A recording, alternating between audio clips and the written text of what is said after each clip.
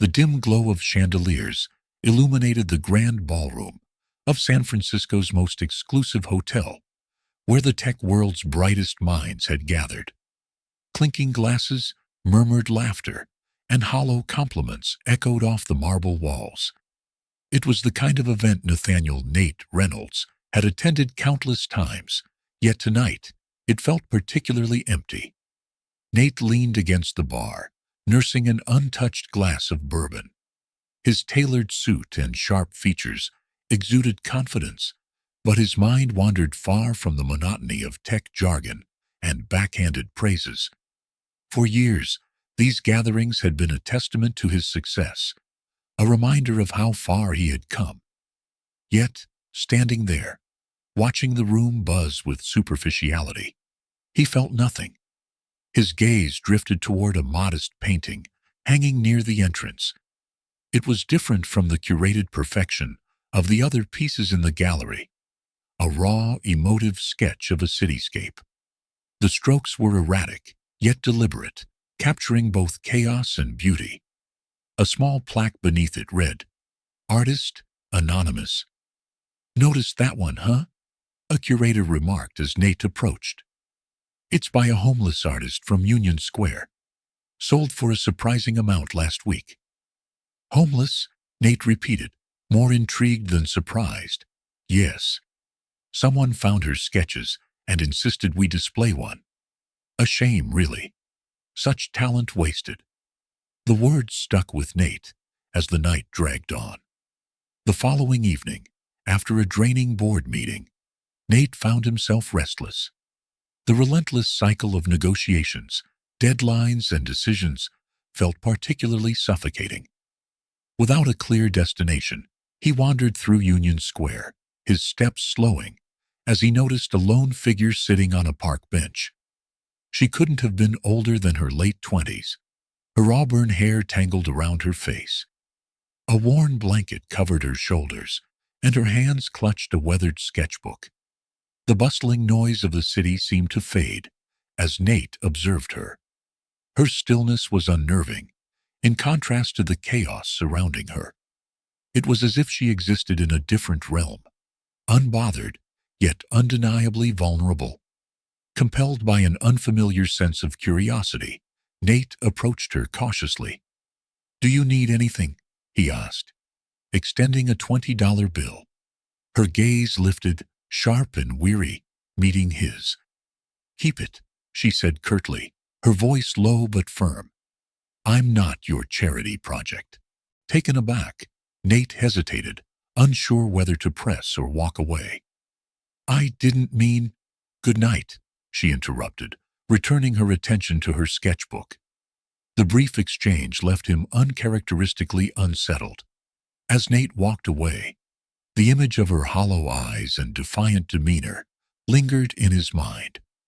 Back in the quiet of his penthouse, the city lights stretched endlessly beyond his floor-to-ceiling windows. The view, once a symbol of his accomplishments, now felt hollow. He poured himself a drink, but instead of his usual satisfaction, a gnawing sense of unease crept in. Who was she? What had brought her to that park bench? And why couldn't he stop thinking about her? For the first time in years, Nate felt the faint stirrings of something he couldn't quite name. A need to understand, to reach out, and perhaps to bridge the chasm between their two vastly different worlds. The days that followed felt like a loop for Nate Reynolds. The grind of board meetings and phone calls faded into background noise as his thoughts kept circling back to the woman on the park bench. Her hollow eyes and sharp retort echoed in his mind, stirring a curiosity that Nate couldn't suppress. On an unusually crisp morning, Nate found himself walking toward Union Square with no clear plan in mind. The air buzzed with the chatter of tourists and the hum of street musicians, but his focus remained singular. There she was. Sophia Carter sat in her usual spot, a quiet corner of the square where the bustling city seemed to forget she existed. Her head was bent low, focused on the sketchbook in her lap. She held a stub of a pencil in her hand. the movements of her fingers swift and deliberate. Nate hesitated, watching her for a moment before approaching. "You're back," she said without looking up, her voice tinged with dry amusement. "How'd you know?" he asked, mildly surprised. "Because I notice things," she replied, finally glancing at him. Her gaze wasn't welcoming, but it wasn't hostile either. Nate gestured toward the bench. "May I?" Sophia shrugged, shifting slightly to make room, but not offering any encouragement. For a few moments they sat in silence, the only sound between them, the scratch of her pencil on paper. Nate watched as the rough lines began to take form. An image of a young girl feeding pigeons near the fountain. "That's amazing," he said softly. Sophia snorted. "Amazing doesn't pay for dinner." "Doesn't mean it's not worth something," Nate countered, his tone earnest. Sophia's hand paused mid-stroke. For the first time, she looked at him with something resembling curiosity.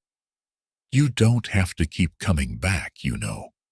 I'm not some project for you to fix." "I'm not trying to fix you," Nate replied. I guess I want to understand."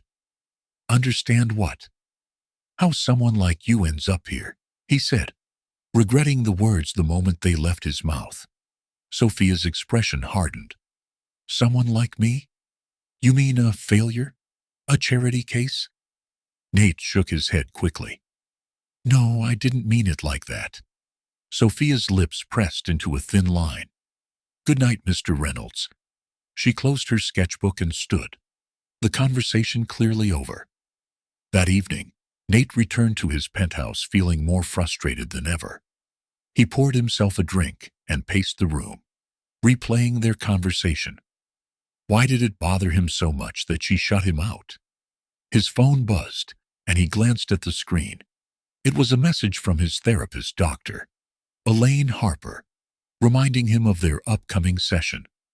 He hesitated, then dialed her number. "You're calling early," Dr. Harper said, her tone light but professional. "Something's been on my mind," Nate admitted. "Let me guess. This isn't about work." Nate sighed. "I met someone. She's complicated, and I don't know why, but I feel like I need to help her." "Why do you think that is?" Dr. Harper asked. "I don't know. Maybe because she doesn't want my help?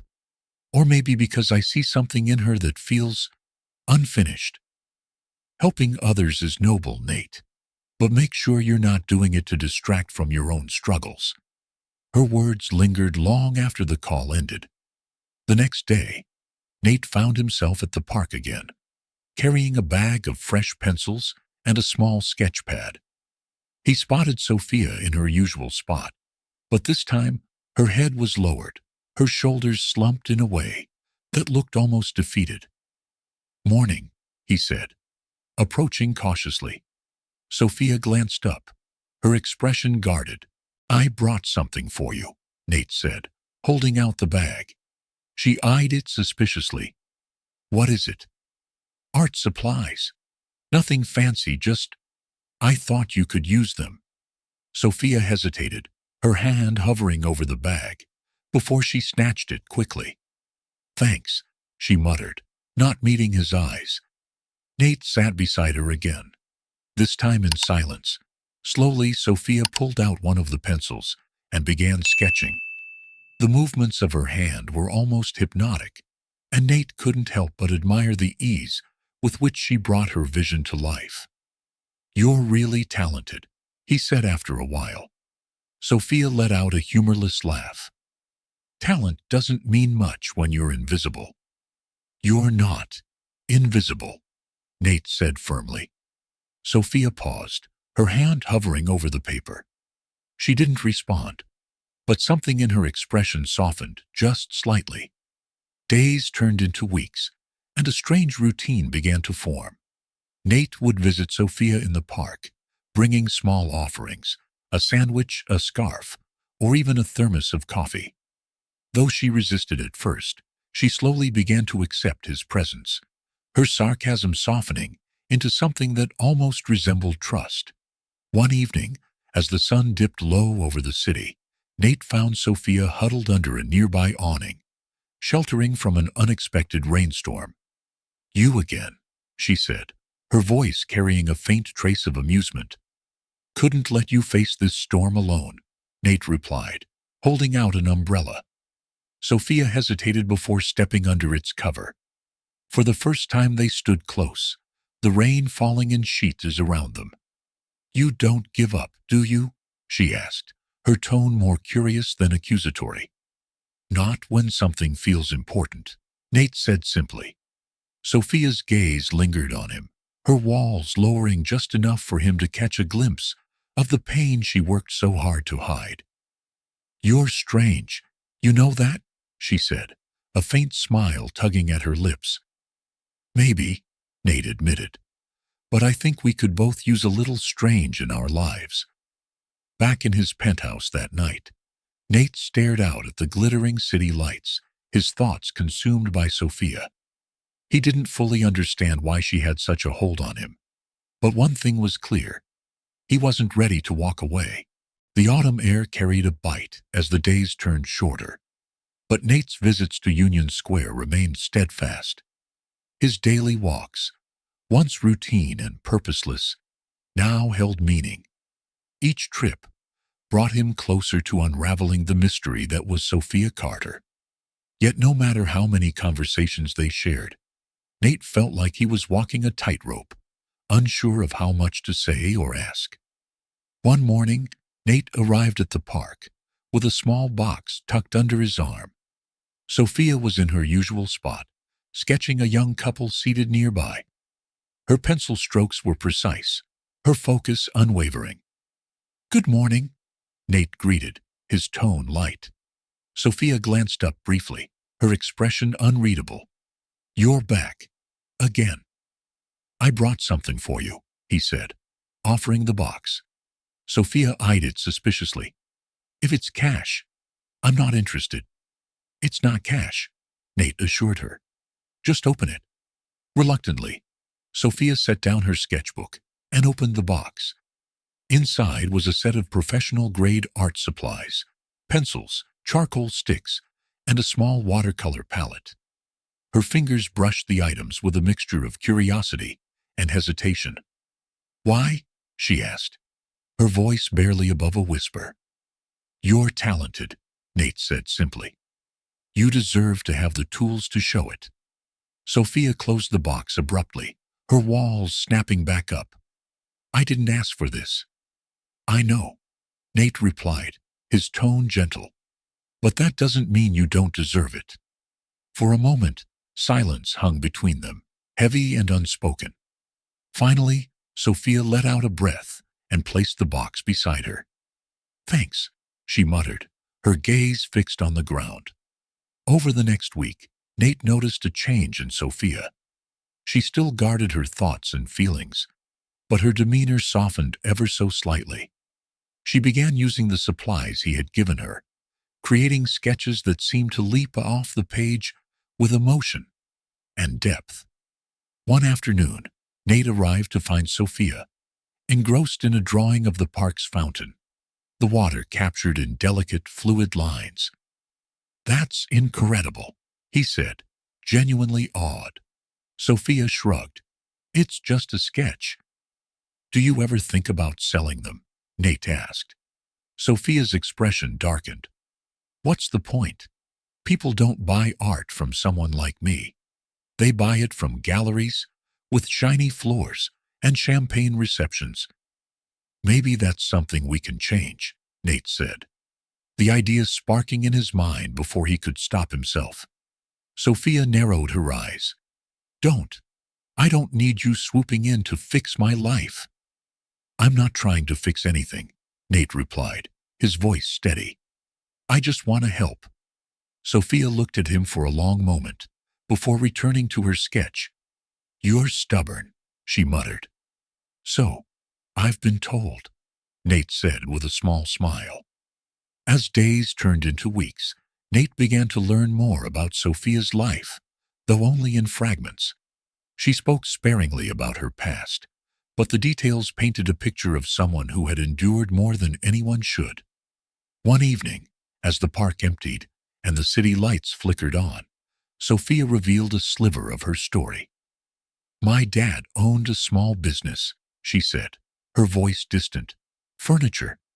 He built everything by hand. It wasn't much, but it was ours." "What happened?" Nate asked gently. She hesitated, her gaze fixed on the horizon. "Corporate sharks happened.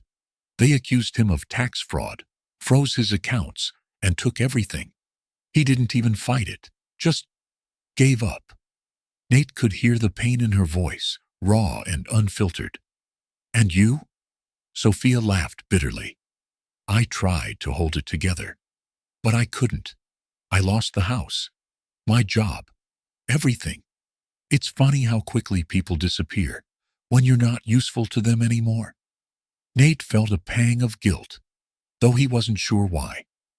"I'm sorry." Sophia shook her head. "Don't be. It's life." Back at his penthouse, Nate couldn't shake the image of Sophia's face as she recounted her past. He called his therapist Dr. Harper again that night. "You're in deep, aren't you?" she asked knowingly. I want to help her," Nate admitted, "but I don't know if I'm doing the right thing." Dr. Harper paused before responding. "Nate, helping someone is noble, but make sure you're not doing it to fill a void in your own life. You need to be honest with her and yourself." Her words lingered as Nate sat in the silence of his penthouse, the city lights twinkling below. The next day, Nate arrived at the park with a sketch Sophia had left behind, one she had discarded, but that he had found too striking to ignore. He approached an old friend, Thomas Grayson, a gallery owner with an eye for undiscovered talent. "This is stunning," Thomas said, examining the sketch. "Who's the artist?" "She wants to remain anonymous for now," Nate said, sidestepping the question. "Can you display it? See if it gets any interest?" Thomas agreed, and within days the sketch sold to an eager buyer. Nate returned to the park, the proceeds folded in an envelope. "I thought you might want this," he said, handing her the envelope. Sophia opened it, her eyes widening at the cash inside. "What is this?" "Your sketch sold," Nate said simply. Her expression shifted from shock to anger. "You had no right. I just wanted people to see your talent," Nate interrupted. "Nothing more." Sophia clenched the envelope in her hand, her jaw tight. "You don't get to decide what's best for me, Nate." "I'm sorry," he said sincerely. "I just thought you deserved to know what your work is worth." Sophia stared at him for a long moment before sighing. "I don't know if I should be angry or grateful."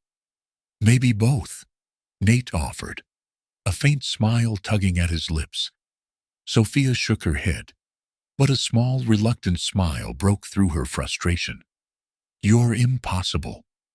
That evening, as Nate walked home, he couldn't help but feel a glimmer of hope. For the first time, Sophia hadn't pushed him away completely. Maybe, just maybe, he was finally breaking through her walls. The sky was painted in soft hues of orange and pink as the sun dipped behind San Francisco's skyline. Nate sat in his penthouse office, staring at a blank screen, his thoughts far from the quarterly report due in the morning. His mind was consumed by Sophia, her guarded demeanor, her resilience, and the haunting depth in her sketches. A chime from his phone broke his reverie. It was a text from his assistant, Elise, reminding him of a gala dinner hosted by one of his tech partners. Nate ignored it, his focus shifting back to the envelope of cash Sophia had reluctantly accepted. She hadn't said much when he handed it to her, but her expression, a mix of anger, gratitude, and vulnerability, was etched in his memory. He couldn't pinpoint why he felt so invested in her. Maybe it was the way her strength defied the chaos around her. or the way her art revealed a soul that refused to be broken. Whatever it was, Nate knew he wasn't ready to walk away.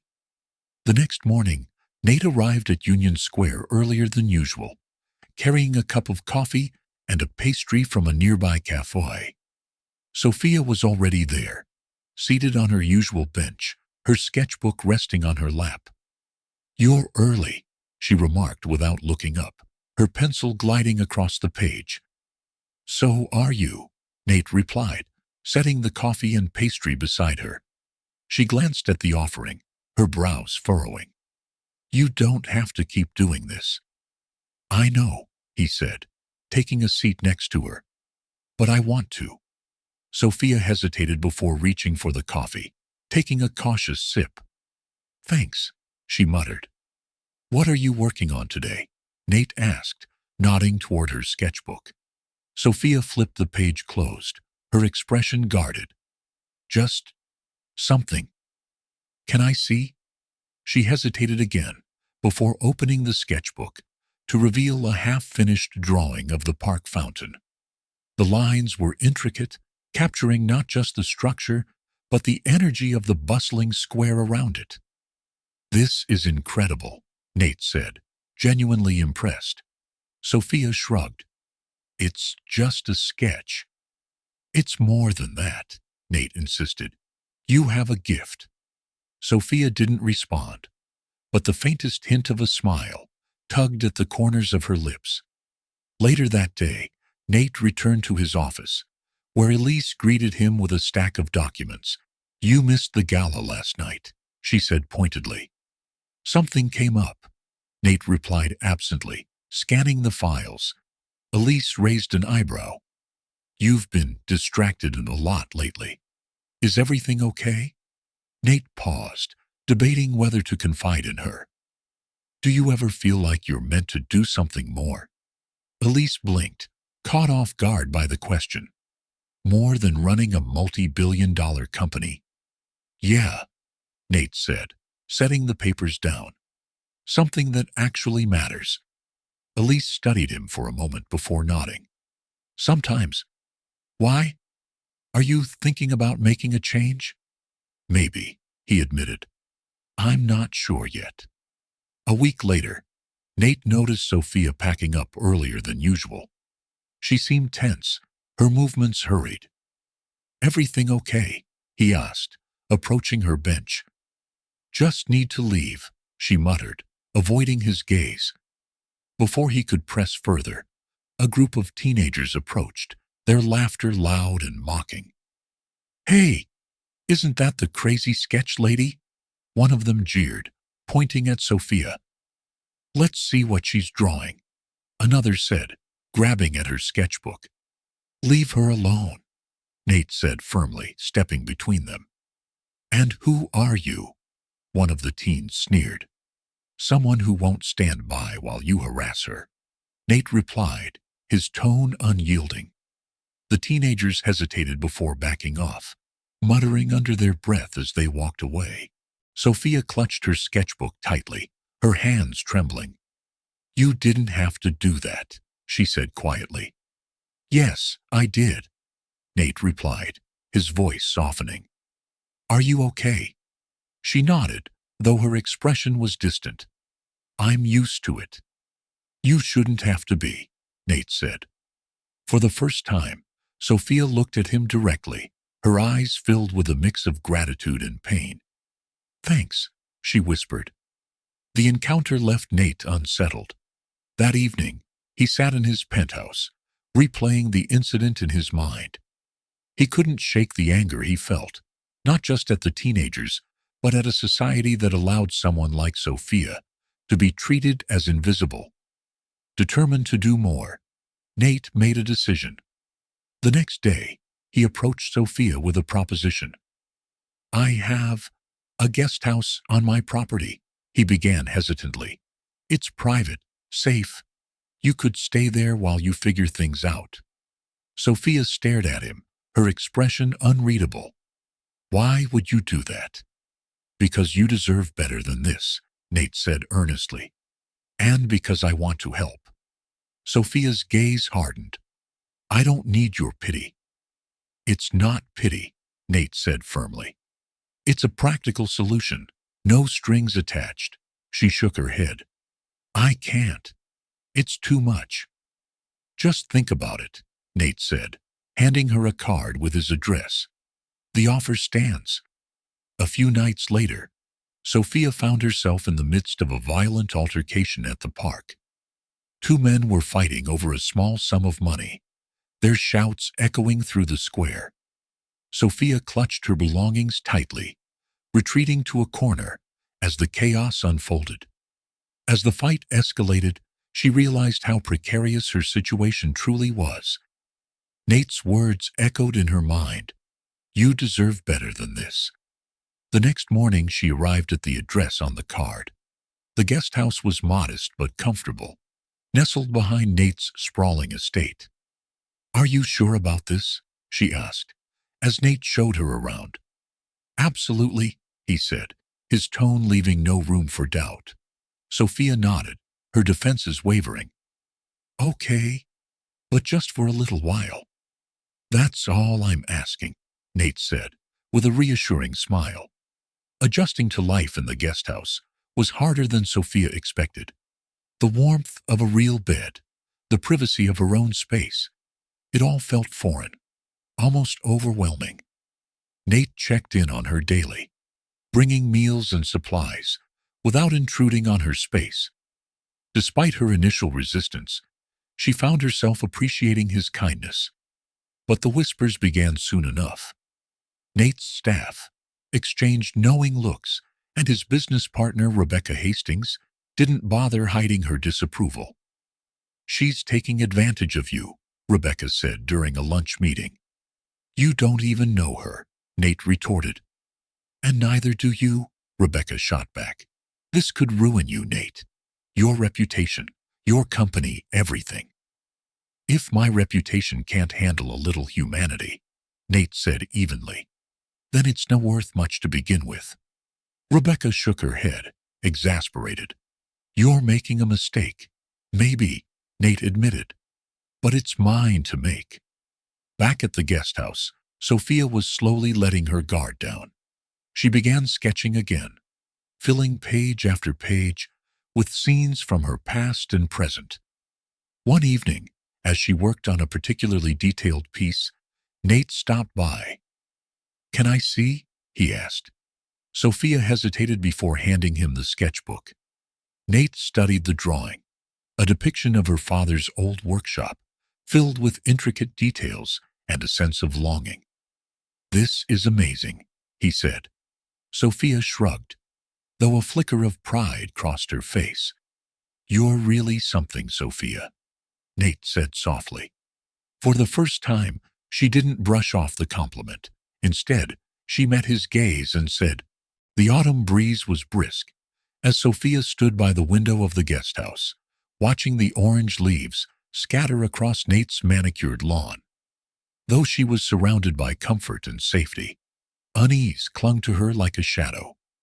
It had been weeks since she accepted Nate's offer, and while she appreciated his kindness, the whispers of his staff and the judgmental stares from his world weighed heavily on her.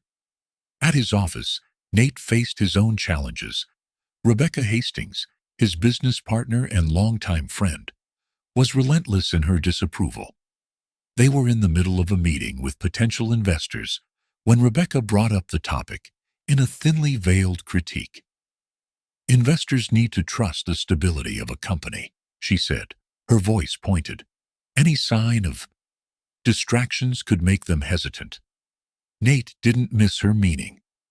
Rebecca, if you have something to say, just say it. She leaned back in her chair, arms crossed. Fine. This situation with Sophia, it's not just your reputation on the line. It's the company's. Do you really think it's worth it? I do, Nate said, his tone firm. Because this company isn't just about profits. It's about making a difference. And if helping someone in need damages that, maybe we need to reevaluate what we stand for. The room fell silent, tension thick in the air. One of the investors cleared his throat, trying to steer the conversation back to safer ground. But the damage was done. Nate knew Rebecca wouldn't let this go. That evening, Nate stopped by the guest house, carrying a bag of takeout. Sophia was at the kitchen table, her sketchbook open to a new drawing. A vivid depiction of the park where they had met. She glanced up as he entered, her expression cautious. "I thought you could use a break," Nate said, setting the food on the table. Sophia closed her sketchbook, folding her arms across her chest. "What's the catch?" "No catch," Nate said with a faint smile. "Just dinner." As they ate, Sophia gradually relaxed, and their conversation turned to lighter topics. But as the meal wound down, Nate couldn't ignore the tension simmering beneath the surface. "You've been quiet lately," he said, watching her closely. "Is everything okay?" Sophia hesitated, her gaze dropping to her plate. "I'm just trying to figure out where I fit in all of this." "You don't have to figure it out alone," Nate said gently. "I'm here." Her eyes met his, and for a moment she looked like she might open up. But then she shook her head, retreating behind her walls. "I'm fine, really." The next day, Sophia ventured out for a walk, hoping to clear her mind. As she passed through a nearby park, she noticed a man sitting on a bench, reading a newspaper. Something about him felt familiar, and when their eyes met, her heart sank. "Alan Porter," he said, standing and extending a hand. "You probably don't remember me, but I knew your father." Sophia's stomach twisted. Alan Porter was a journalist who had written extensively about her father's downfall. "What do you want?" "I want to tell your story," he said, his tone earnest. "The truth about what happened to your family. People deserve to know." Sophia shook her head, panic rising. "I'm not interested." "You can't run from this forever," Alan said, as she turned to leave. "The truth has a way of coming out." Later that night, Nate found Sophia pacing the guest house, her face pale and her hands trembling. "What happened?" he asked, concern etched on his face. "Someone recognized me," she said, her voice shaking. "A journalist. He wants to dig into my past." Nate frowned. "Why would he?" "Because of my father," Sophia interrupted. "He was a businessman, honest, hard-working. But his company was destroyed by a scandal. People accused him of fraud. But it wasn't true. Someone framed him." Nate listened intently as Sophia explained, her words spilling out in a rush. She described how her father's business had been targeted by powerful executives, how the accusations had driven him to bankruptcy, and how the stress had eventually taken his life. "I couldn't save him," Sophia said, tears streaming down her face. "And now, no matter where I go, people see me as the disgraced heiress." "You're not disgraced," Nate said firmly. "And you're not defined by what happened to your father." Sophia looked at him, her expression a mix of gratitude and despair. "You don't understand. If this gets out, it could ruin you too." "Let me worry about that," Nate said. "Right now, we need to focus on clearing your father's name." Over the next few days, Nate threw himself into investigating Sophia's past. He enlisted the help of Jamie Carter, a brilliant but eccentric cybersecurity expert, and Lila Monroe, a tenacious private investigator with a knack for uncovering buried secrets. Together, they began piecing together the events that had led to the scandal. Jamie combed through financial records, while Lila tracked down former employees of Sophia's father's company. As the investigation progressed, Sophia struggled with her own doubts. She worried that Nate's involvement would only bring him trouble. But every time she tried to distance herself, he refused to let her go. One evening, as Nate reviewed documents in his office, Rebecca stormed in, her expression livid. What are you doing, Nate? You're risking everything for her. I'm doing what's right, Nate said calmly. Rebecca scoffed. Do you even know if she's telling the truth? For all you know, she's playing you. She's not, Nate said, his voice unwavering. And if you can't see that, maybe you don't know me as well as you think. Rebecca stared at him, her anger giving way to disbelief. You're willing to throw away your career for this? It's not about my career, Nate said. It's about helping someone who deserves a second chance.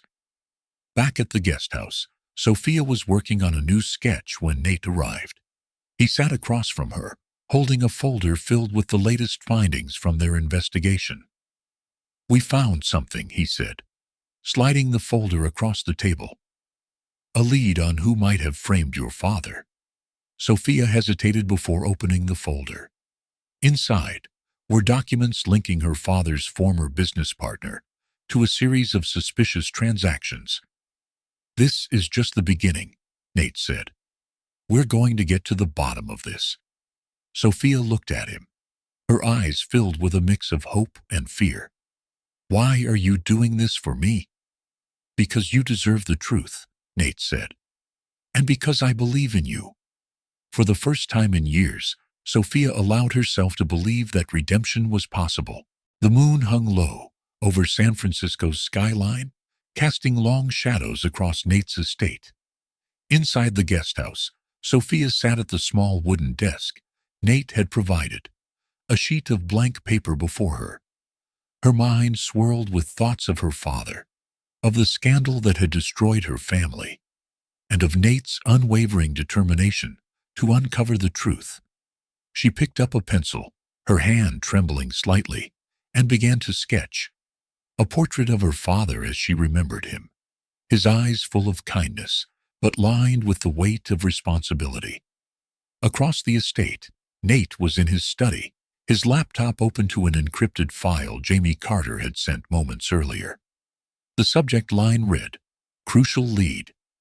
Nate clicked it open, revealing a web of transactions that implicated Charles Whitaker, a former associate of Sophia's father, in the fraudulent deals.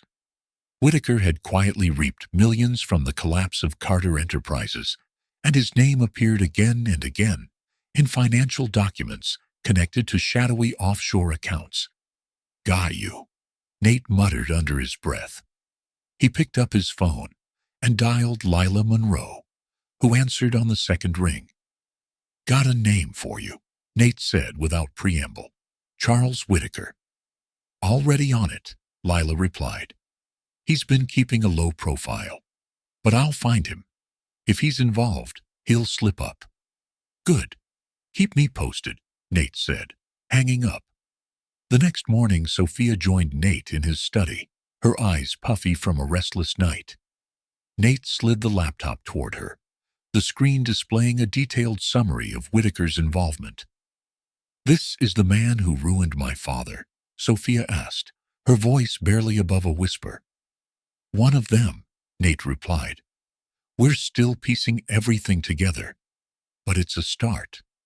Sophia stared at the screen, her emotions a storm of anger, grief, and determination. He needs to be held accountable. And he will be, Nate assured her, but we need more evidence before we go public. Together, they began digging deeper. Jamie's cybersecurity expertise uncovered emails linking Whitaker to a broader network of corrupt executives, while Lila tracked down former employees of Carter Enterprises willing to speak out. One of them, a man named Franklin Hayes, had been the company's CFO and had resigned in protest just weeks before the scandal broke. Nate arranged a meeting with Franklin at a quiet cafe in the Mission District. When he and Sophia arrived, Franklin was already seated in a corner booth, a man in his late 50s with tired eyes and a nervous demeanor. He fidgeted with his coffee cup as they introduced themselves. I didn't think anyone would ever come looking for the truth, Franklin said, his voice heavy with regret. We need your help, Sophia said, her tone pleading. My father. He didn't deserve what happened to him. Franklin sighed, leaning forward. Carter was a good man. He trusted the wrong people. Whitaker and his cronies set him up, falsified accounts, created a paper trail that made him look guilty. By the time I realized what was happening, it was too late. Do you have proof? Nate asked. Franklin hesitated, then nodded. I kept copies of the original records. I couldn't just stand by and let them erase the truth. Meanwhile, Nate's decision to involve himself in Sophia's fight for justice didn't go unnoticed. The media had begun speculating about their relationship, labeling it everything from a scandal to a fairy tale romance. Rebecca Hastings confronted Nate once again, this time in his office. You're jeopardizing everything we've built, she said, her voice sharp. Investors are already pulling back because of the headlines. Let them, Nate replied, his tone icy. I won't abandon Sophia just because it's inconvenient. Rebecca shook her head in disbelief. You're risking your career for a woman you barely know. I know enough, Nate shot back. And if you can't support me, then maybe you're the one who doesn't belong here. Rebecca stormed out, leaving Nate to grapple with the fallout. Despite the backlash, he remained steadfast, his resolve only strengthened by Sophia's determination. Back at the guest house, Sophia pored over Franklin's documents with Nate. The evidence was damning: emails, bank statements, and internal memos that painted a clear picture of the conspiracy against her father. This is it, Sophia said, her voice trembling. This is what we need. Not quite, Nate said. We still need someone to testify, someone credible. Sophia hesitated, then asked, What about Franklin? Nate nodded. He's our best shot, but we'll need to convince him. The following day, Nate and Sophia met Franklin at his modest apartment. The former CFO was hesitant, his fear of retaliation evident. Whitaker isn't just some corporate shark, Franklin said. He's connected. If I testify, my life could be over. We can protect you, Nate said. I'll make sure of it. And I'll stand with you, Sophia added. You're not alone in this. Franklin studied them for a long moment, then nodded. All right, I'll do it. With Franklin's agreement, Nate enlisted the help of his lawyer, Vanessa Liu, a fierce advocate known for taking on powerful corporations. Vanessa helped draft a plan to present the evidence and secure Franklin's testimony. As they prepared, the pressure mounted. Threatening emails and anonymous phone calls made it clear that Whitaker and his associates were aware of their efforts. One night, as Nate worked late in his study, his phone buzzed with a message from Jamie. They're on to you. Be careful. The tension came to a head when Nate's car was vandalized outside his office, a chilling reminder of the stakes. Despite the danger, he refused to back down. I've come too far to quit now, Nate told Sophia as they reviewed their strategy. And so have you. Sophia nodded, her resolve unshaken. For my father, for the truth. The chapter concluded with a powerful scene. Nate, Sophia, and Franklin standing together in Vanessa's office, the final pieces of their case laid out before them. The fight for redemption had reached a critical juncture, and there was no turning back. The weight of their mission pressed heavily on everyone involved. Nate, Sophia, Franklin, and their growing team of allies knew they were up against more than just corporate greed. They were fighting a powerful system designed to bury the truth. It started with veiled threats. A cryptic letter was slipped under Nate's penthouse door. Some secrets are better left buried. His private investigator, Lila Monroe, reported strange cars tailing her. Even Jamie Carter, their cybersecurity expert, experienced attempted breaches on her home network. Sophia's apprehension grew. Late one evening, She sat in the guest house sketching to calm her nerves when the lights flickered. Her phone buzzed with an unknown number, and a voice whispered, "You don't belong here." Panicked, she ran to Nate's main house. He found her trembling on his doorstep, her face pale. "They know about me," she whispered. "They're coming for us." Nate pulled her into a protective embrace. "Let them come," he said firmly. "We won't let fear stop us." Tensions weren't just external. Franklin Hayes, their key witness, began wavering. At a meeting in Vanessa Liu's office, Franklin voiced his doubts. "You don't understand what they're capable of," he said, pacing the room. "I've already lost everything once. I can't do it again." Sophia stepped forward, her voice steady despite her own fears. "I lost everything too, Franklin. My father fought for what was right, even when the odds were stacked against him. He believed in you. I believe in you." Franklin looked at her, his guilt and fear warring with his conscience. After a long pause, he nodded. "All right, I'm in." The media frenzy intensified. Headlines speculated on Nate's motivations, painting him as a reckless billionaire, caught in a scandalous relationship. The once favorable articles about his philanthropy now questioned his judgment. Rebecca Hastings, Nate's business partner, wasn't silent either. At an emergency board meeting, she confronted him again. "You're risking everything we've built," Rebecca said, her tone sharp. "The investors are panicking. If this goes south, there won't be a company left to salvage." Nate's reply was measured but resolute.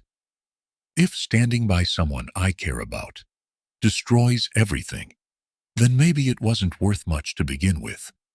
The boardroom fell silent.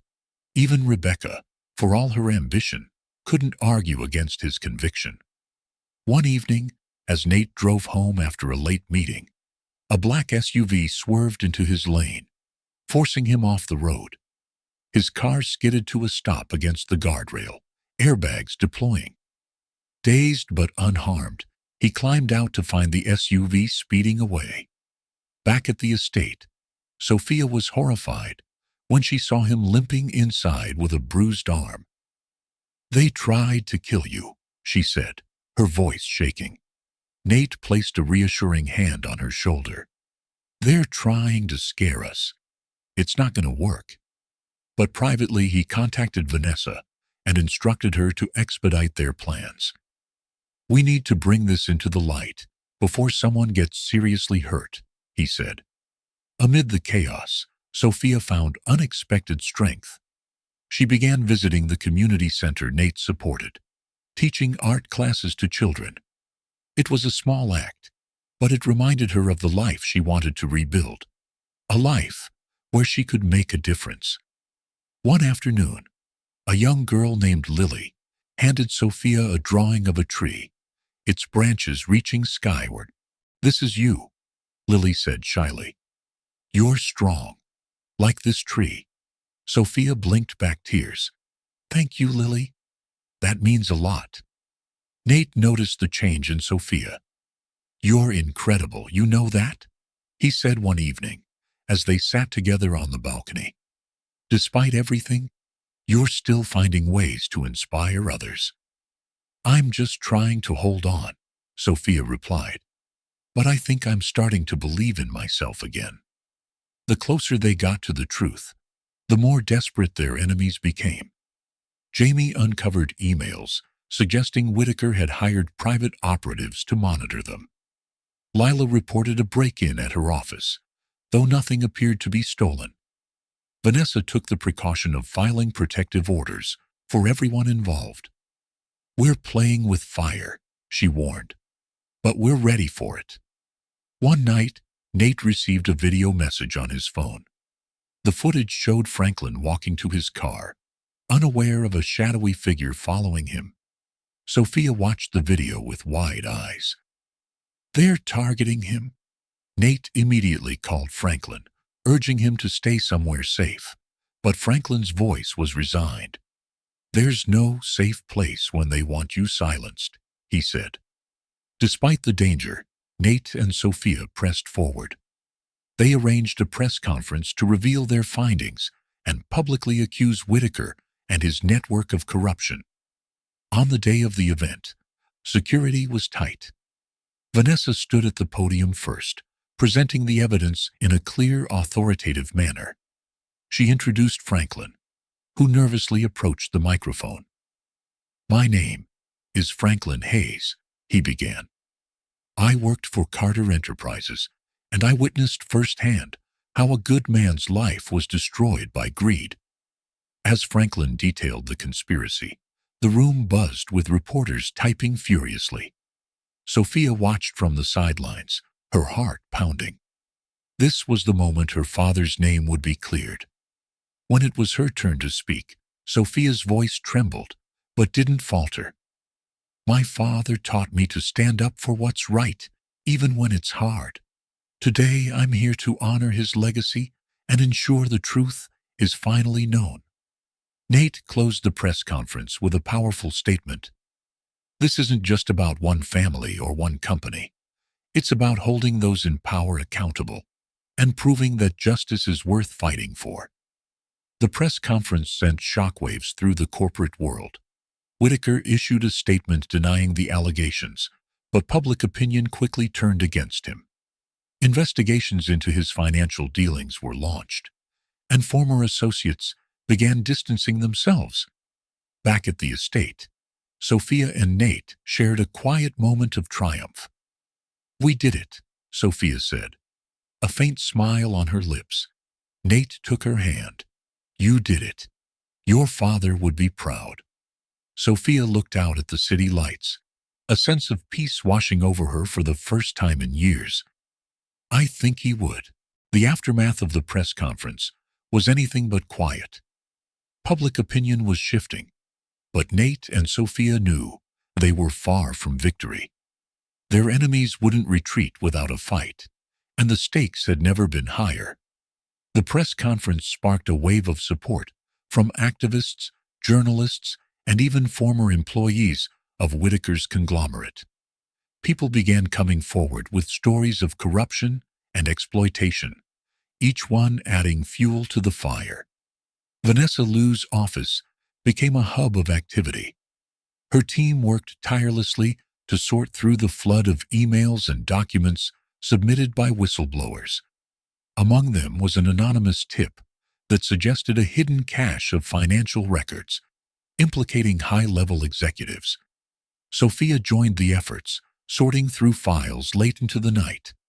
Her determination was unshakable, though the emotional toll was evident. "You're pushing yourself too hard," Nate said one evening, placing a cup of tea beside her. "I can't stop now," Sophia replied, her voice resolute. "We're so close." Franklin Hayes, though emboldened by the press conference, still battled with fear. Vanessa arranged for him to meet privately with Nate and Sophia to strategize their next move. Over coffee in Vanessa's office, Franklin revealed a shocking detail. "There's one document we haven't found yet. A ledger," he said, his hands trembling. "It's the key to everything. It proves the bribes, the offshore accounts, all of it." "Where is it?" Sophia asked, leaning forward. Franklin hesitated. "It's hidden in Whitaker's private estate, but getting it won't be easy." Nate's jaw tightened. "We'll find a way." Vanessa called an emergency meeting with Jamie, Lila, and Nate's security advisor, Marcus Shaw. Together, they devised a daring plan to retrieve the ledger from Whitaker's estate. "We'll need someone on the inside," Lila said. "Someone who can access the estate without raising suspicion." To everyone's surprise, Sophia volunteered. "I know their world," she said. "I can blend in." Nate immediately objected. "It's too dangerous. They'll recognize you." Sophia met his gaze, her voice steady. "This is my fight, too. I'm not sitting on the sidelines." Reluctantly, Nate agreed, but only after ensuring Marcus and Lila would provide round-the-clock surveillance and backup. Sophia, dressed in an elegant but understated gown, attended a charity gala hosted at Whitaker's estate. She carried a small clutch, fitted with a hidden camera, provided by Jamie. Her mission was simple: locate the ledger and photograph its contents. The tension was palpable as Sophia mingled with the guests. Her heart raced when she spotted Whitaker himself, laughing with a group of executives. She kept her distance, carefully observing his movements. In a quiet moment, Sophia slipped into Whitaker's private office. Her hands trembled as she searched through drawers and cabinets. Finally, she found a locked safe. "Jamie," she whispered into the hidden microphone, "I need the code." "Give me a second," Jamie replied, her fingers flying over her keyboard. "Got it. Try 6942. Sophia entered the code, and the Sphinx clicked open. Inside was the ledger, a thick, leather-bound book filled with damning evidence. Just as Sophia began photographing the pages, footsteps echoed in the hallway. She froze, her heart pounding. Through the earpiece, Nate's voice came through. "Sophia, someone's coming. Get out now." She quickly slipped the ledger back into the safe and closed it. But as she turned to leave, the office door creaked open. A security guard stood there, his eyes narrowing. "What are you doing in here?" he demanded. Sophia thought fast. I got lost looking for the restroom." The guard didn't look convinced, but before he could question her further, Marcus appeared in the hallway, posing as an attendee. "Ah, there you are," Marcus said smoothly, taking Sophia's arm. "Come on, darling. We're late for the toast." The guard hesitated but stepped aside. Marcus led Sophia out of the estate and into the safety of the waiting car. Back at Vanessa's office, the team pored over the photographs Sophia had taken. The ledger contained everything Franklin had described, and more. It implicated not only Whitaker, but several high-ranking officials in government and law enforcement. "This is it," Vanessa said, her voice tinged with triumph. "This will bring them down." Nate looked at Sophia, his eyes filled with pride. "You were incredible tonight." Sophia managed a faint smile, though exhaustion was etched into her features. "We're not done yet." With the evidence in hand, Vanessa organized a public hearing to present their findings. Franklin, bolstered by the support of the team, agreed to testify. The hearing drew massive media attention, with cameras capturing every moment. Franklin's testimony was raw and powerful. He detailed the corruption he had witnessed, naming names and providing irrefutable proof. When Vanessa unveiled the photographs from the ledger, the room erupted in gasps. Whitaker, watching from his mansion, reportedly smashed his TV in rage. The hearing dominated the headlines. Public outrage grew as more details emerged. Protests erupted outside Whitaker's corporate headquarters, demanding accountability. Sophia's name became synonymous with resilience. Once labeled as the disgraced heiress, she was now hailed as a hero who had stood up to corruption. But the victory was bittersweet. "It won't bring my father back," Sophia said to Nate one evening. "But maybe it will bring us peace." Nate took her hand. "Your faith." As the dust settled, Sophia and Nate found themselves closer than ever. The shared trials had forged an unbreakable bond between them. One evening, as they walked through the park, where they first met, Nate stopped suddenly. "I wouldn't have made it this far without you," he said. "You've changed everything for me." Sophia smiled, a glimmer of hope returning to her eyes. "You've done the same for me." As they sat on the park bench, watching the city lights flicker around them, they realized this was just the beginning of their journey. The aftermath of the public hearing was seismic. Headlines blared across every major outlet, exposing the corruption that had festered within Whitaker's empire for decades.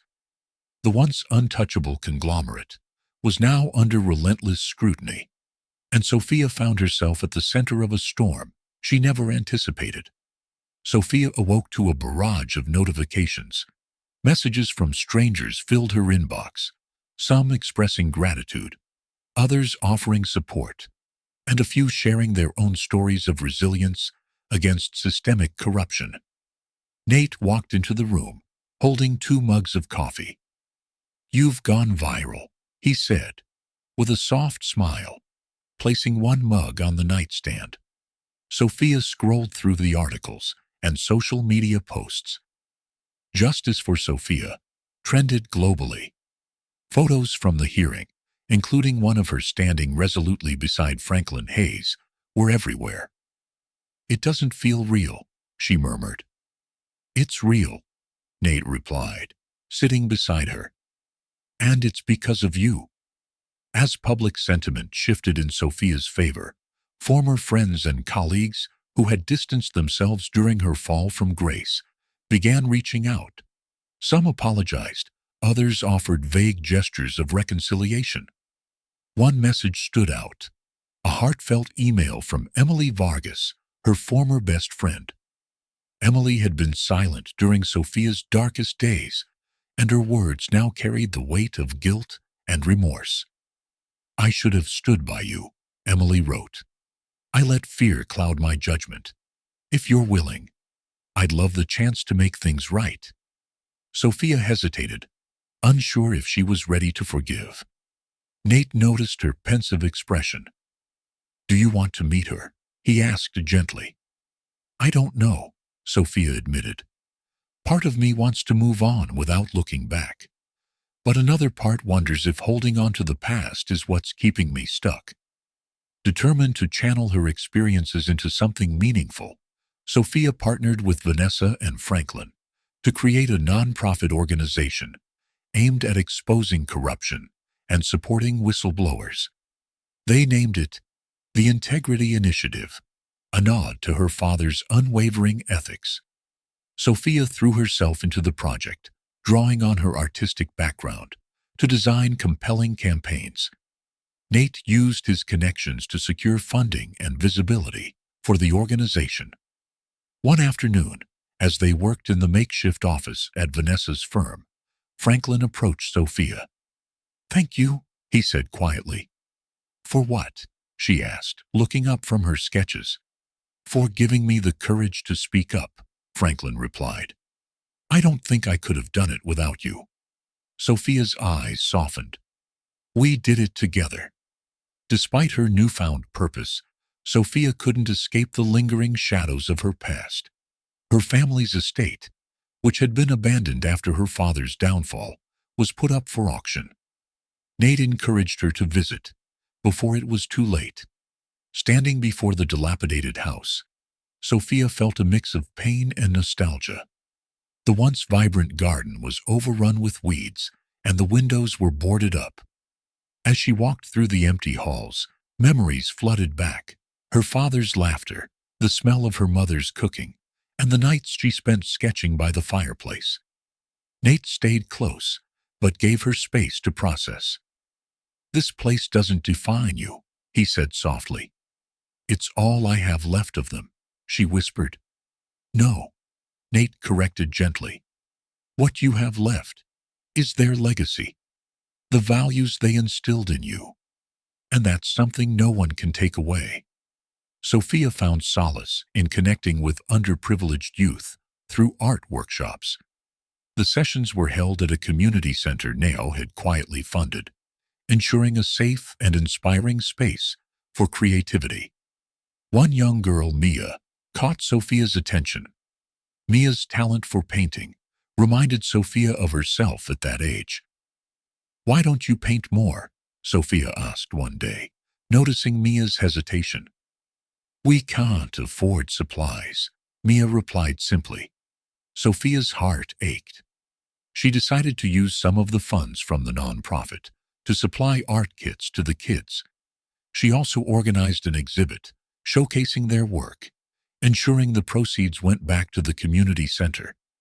The exhibit was a success, with attendees marveling at the raw talent displayed. Nate couldn't hide his pride as he watched Sophia beam with joy, surrounded by the children she had inspired. While Sophia found her footing, Nate faced challenges of his own. The fallout from his involvement in exposing Whitaker's crimes led to the withdrawal of several major investors from Reynolds Tech. Rebecca Hastings, his business partner, wasn't pleased. "Your decisions are costing us," she said during a tense board meeting. "We need to refocus, or we're going to lose everything." "I won't apologize for doing what's right," Nate replied firmly.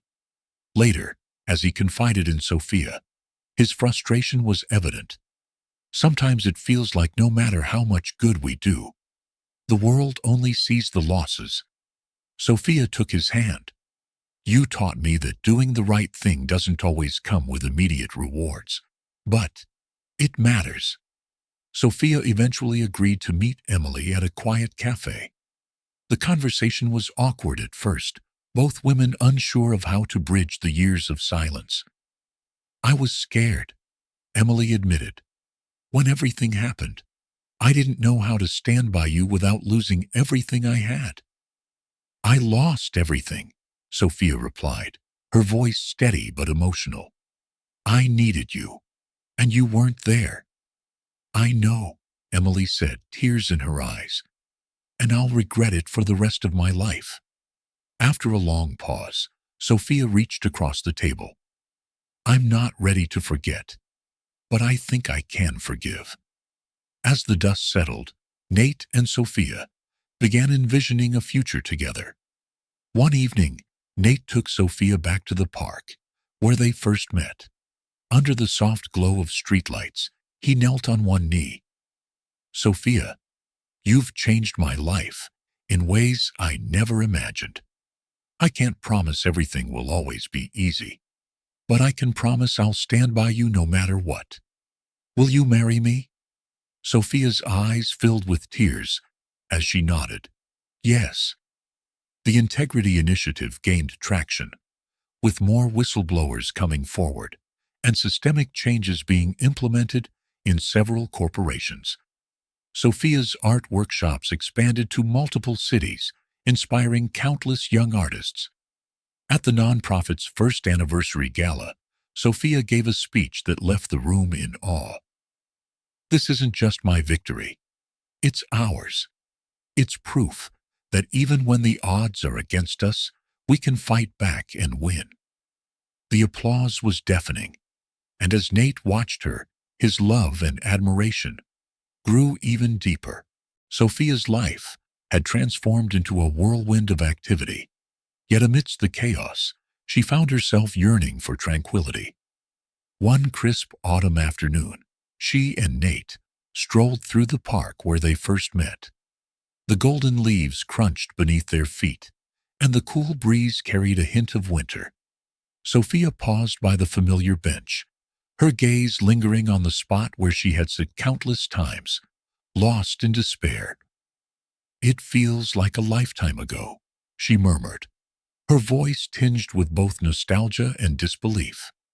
Nate slipped his hand into hers, giving it a gentle squeeze. "You've come so far," he said, his tone filled with admiration.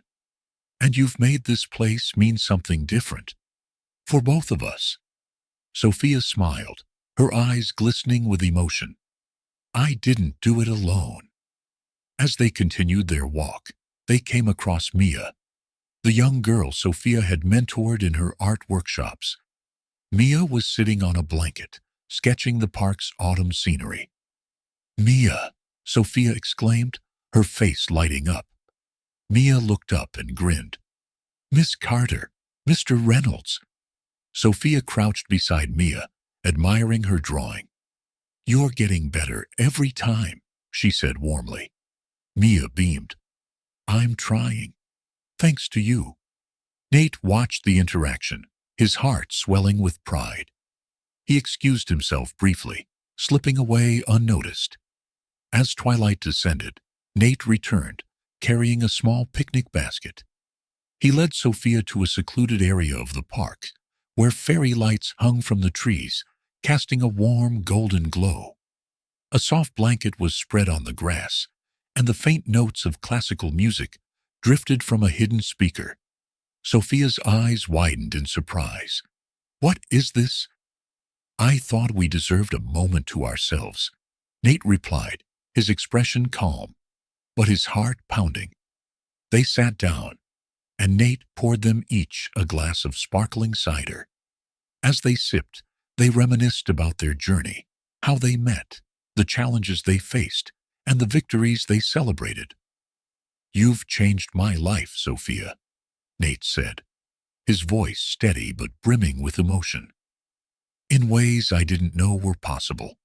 Sophia smiled, her cheeks flushing. "You've changed mine, too." Nate reached into his pocket, pulling out a small velvet box. He opened it to reveal a delicate ring, a single diamond, set on a band of intertwining gold and platinum. Sophia gasped, her hands flying to her mouth. "Sophia Carter," Nate began, his voice unwavering despite the whirlwind of emotions coursing through him. "From the moment I saw you, I knew you were someone extraordinary. You've shown me strength, resilience, and love in its purest form. I can't imagine my life without you. Will you marry me?" Tears streamed down Sophia's cheeks as she nodded. "Yes," she whispered, her voice trembling. "1,000 times. Yes." Nate slid the ring onto her finger, and they embraced, the world around them fading into nothingness. The faint applause of nearby onlookers broke their spell, and they laughed through their tears. The next day, Nate and Sophia shared their news with Vanessa, Franklin, and the rest of their close friends. Vanessa squealed with delight, enveloping Sophia in a tight hug. "It's about time," Vanessa teased, her eyes sparkling with joy. Franklin offered Nate a firm handshake. "You've got yourself a remarkable partner," he said sincerely. Later, they celebrated at Vanessa's home, where an impromptu party erupted. Toasts were raised, laughter filled the air, and for the first time in a long while, Sophia felt completely at peace. Despite the happiness surrounding their engagement, Nate and Sophia knew their path forward wouldn't be without obstacles. Nate's investors remained skeptical of his focus on the Integrity Initiative, while whispers in the media continued to cast doubt on their relationship. At a board meeting, Rebecca Hastings voiced her concerns once again. "This distraction is affecting the company," she said pointedly. "Your priorities need to be clear, Nate." "My priorities have never been clearer," Nate replied, his tone firm. "Reynolds Tech thrives because we do things differently, and part of that means standing for what's right." Meanwhile, Sophia poured her energy into expanding her art workshops. She partnered with local schools and community centers, ensuring that underprivileged children across the city had access to art supplies and mentorship. One day, she received a letter from a parent whose child had attended her workshops. The letter read, "Dear Ms. Carter, thank you for believing in my son. You've given him more than just an outlet for creativity. You've given him confidence. Our family will forever be grateful." Sophia clutched the letter to her chest, tears brimming in her eyes. For the first time, she realized the true impact of her efforts. To celebrate their engagement, Nate surprised Sophia with a weekend getaway to Napa Valley. They stayed in a charming vineyard cottage, where they spent their days exploring the vineyards and their nights under the stars. One evening, as they sat by a crackling fire, Nate took Sophia's hand. "This is just the beginning," he said softly. "I want to build a life with you, a family, a legacy." Sophia leaned into him, her heart swelling with love. "I want that too." As their wedding plans began to take shape, Sophia and Nate remained grounded in their shared mission. They agreed to host the ceremony at one of the Integrity Initiative's newly established community centers, symbolizing their commitment to giving back. Sophia insisted on a simple celebration. "It's not about extravagance," she told Vanessa. "It's about the people we love and the life we're building together." The chapter closed with Sophia sketching their wedding invitation design, her hand steady and her heart full. Nate watched her from across the room, marveling at the woman who had transformed his life. "Ready for the next adventure?" he asked, his voice filled with warmth. Sophia looked up, her eyes shining. "Always." The morning sun filtered through the windows of Nate's penthouse as he and Sophia sat over breakfast.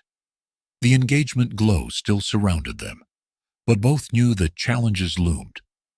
Nate's work with the Integrity Initiative had brought hope to many, but it had also unearthed powerful enemies. Vanessa called mid-breakfast, her voice tense. "You need to check the headlines," she said without preamble. Nate turned on the TV. A breaking news banner flashed. "Reynolds Tech under fire. Activist CEO faces investor backlash." The anchor explained how several board members had publicly criticized Nate's involvement with Sophia, framing it as a distraction that threatened the company's future. The broadcast featured clips of Rebecca Hastings in a polished interview. "Mr. Reynolds' personal endeavors, while admirable, have created uncertainty among stakeholders," Rebecca said, her tone measured but cutting. "Our focus must remain on corporate growth." Sophia's expression darkened. "She's painting you as the villain." Nate leaned back, his jaw tight. "She's using the media to stir doubt. But we're not backing down." Sophia refused to let the headlines deter her. She channeled her frustration into her art workshops, throwing herself into a new initiative to bring mobile art studios to underserved neighborhoods. One afternoon, she stood before a group of children in a rundown community center. Their laughter and enthusiasm filled the room as they painted murals together. It reminded Sophia of her purpose, to empower others no matter the challenges. Vanessa visited the workshop, watching the kids with a soft smile. "You're making a difference," she said. Sophia wiped paint from her hands. "It's the only way I know how to fight back." Vanessa raised an eyebrow. "Well, you've got a team behind you. Don't forget that." Back at Reynolds Tech, tensions reached a boiling point. Rebecca called for an emergency board meeting to discuss Nate's leadership. The atmosphere in the sleek conference room was icy-hot as Nate entered. Rebecca began, her voice sharp. "Nate, your personal decisions have put the company at risk. Investors are pulling out, and our stock is plummeting. We need to act." Nate scanned the faces around the table. "I understand the concerns, but Reynolds Tech was built on innovation and integrity. If we abandon those principles now, we lose what makes us unique." Rebecca's smirk was faint but visible. "And your relationship with Sophia Carter, how does that align with the company's values?" Nate's voice hardened. "Sophia represents resilience and hope. She's the kind of person we should be supporting, not vilifying. If anyone here doubts our direction, you're free to leave." The room fell silent. Nate's words hung heavy, and while some board members nodded in quiet agreement, others exchanged uneasy glances. As Nate fought battles in the corporate world, Sophia began noticing subtle but disturbing changes.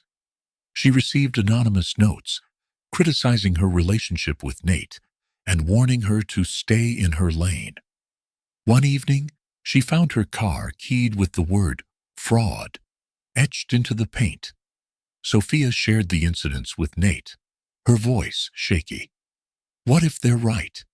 What if I'm dragging you down?" Nate took her hands, his gaze steady. "You're not dragging me anywhere. This is what happens when people feel threatened.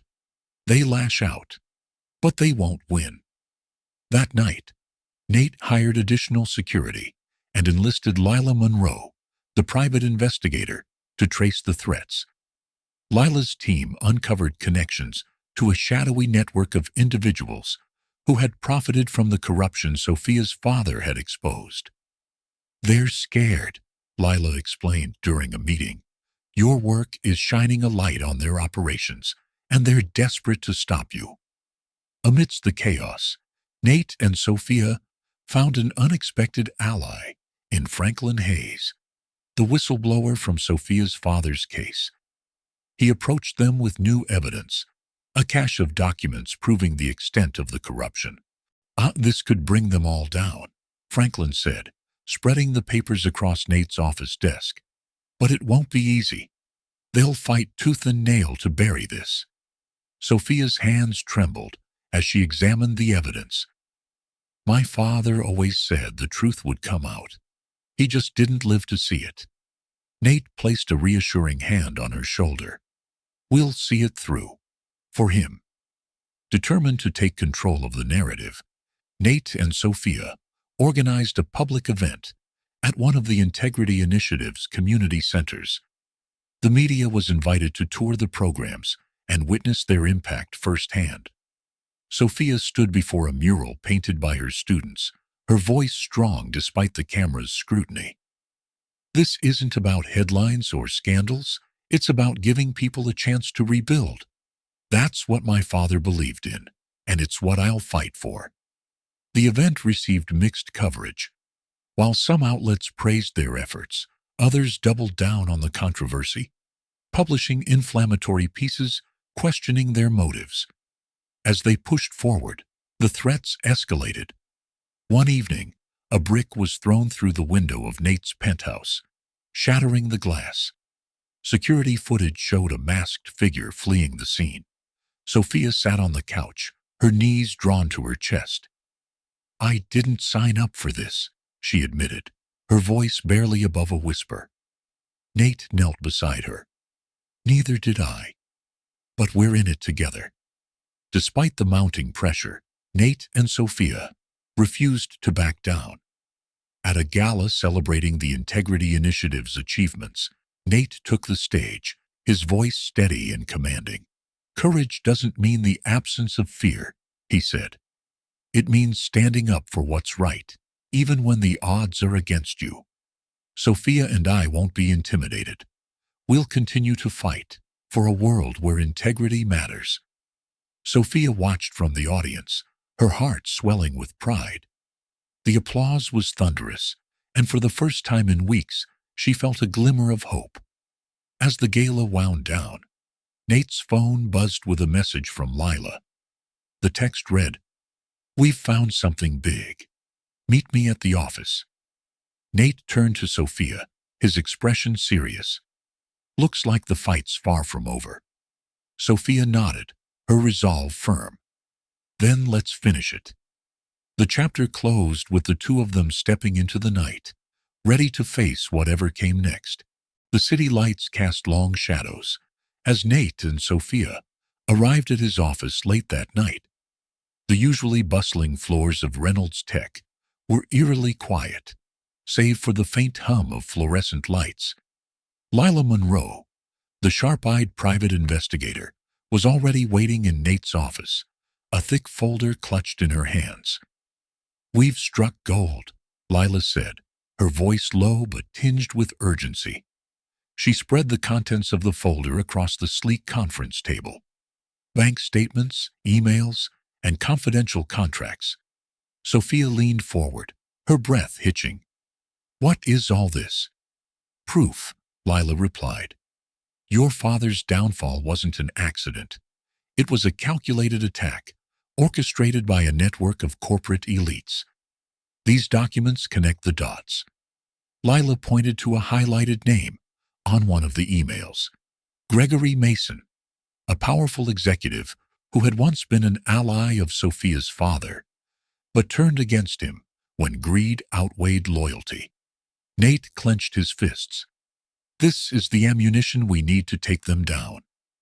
Franklin Hayes, the whistleblower who had risked his life to uncover the truth, joined them in the office. His demeanor was cautious, but resolute, as he recounted his story. I was part of the operation to dismantle your father's company, Franklin admitted, his voice heavy with regret. I didn't know the full extent until it was too late. They silenced anyone who questioned them, and I couldn't live with the guilt. Sophia's voice trembled. Why come forward now? Franklin met her gaze. Because you deserve justice? And because I'm tired of running? Nate placed a hand on Sophia's shoulder. We'll make sure his testimony is heard. This changes everything. As the evidence grew, so did the danger. Gregory Mason, aware that the walls were closing in, began deploying his resources to discredit Sophia and Nate.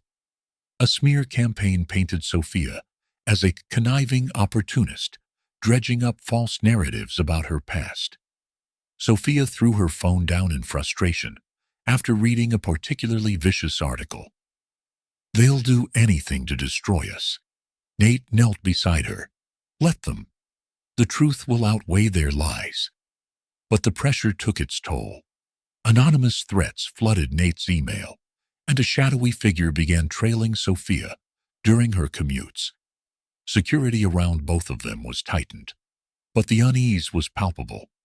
Determined to expose Gregory Mason and his network, Nate and Sophia devised a plan to reveal the truth on a grand scale.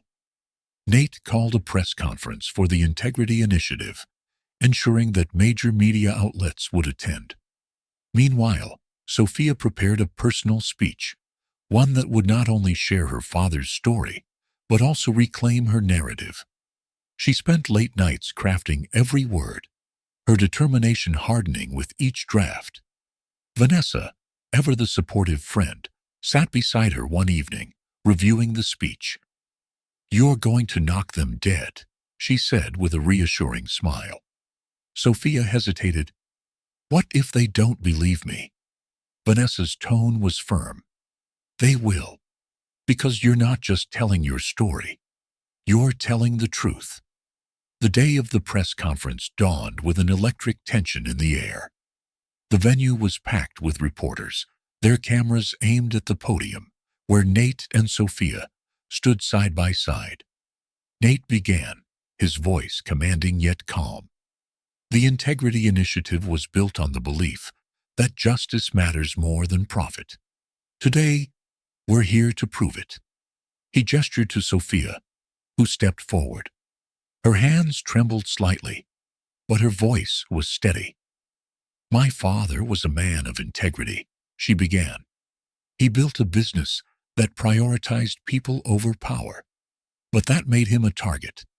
She detailed the betrayal, the calculated moves by Gregory Mason and his accomplices, and the devastating impact it had on her family. As she spoke, the audience hung on her every word, her vulnerability and strength shining through. Sophia concluded, Today, I reclaim my father's legacy, and I won't let those who destroyed it continue to thrive in the shadows. Franklin Hayes joined them on stage, his testimony corroborating every detail. Lila unveiled the documents, projecting them onto a large screen for the audience to see.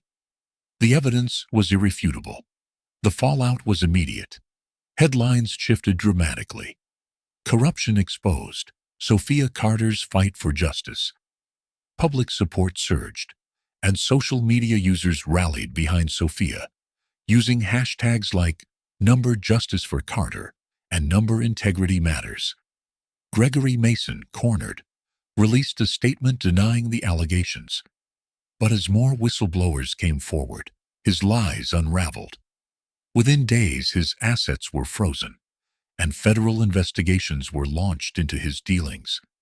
Sophia watched the news from Nate's penthouse, her heart swelling with a mixture of relief and disbelief. It's happening, she murmured. Nate wrapped an arm around her. You made it happen. That evening, Sophia visited the park bench, where she and Nate first met. She carried a sketchbook, a habit she had rekindled since her time with him. As she sketched the city skyline, memories of her father flooded her mind. Nate joined her, carrying 2 cups of coffee. "Penny for your thoughts." She smiled softly. "I was thinking about him. How proud he'd be. But also, how much I miss him."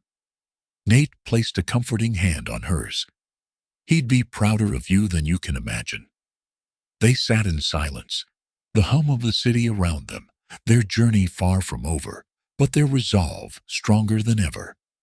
As they walked back to Nate's car, Sophia's phone buzzed. It was an email from an anonymous sender with the subject line, "You think it's over. Think again." Her breath hitched as she read the cryptic message. She showed it to Nate, her voice barely above a whisper. "What does it mean?" Nate's jaw tightened.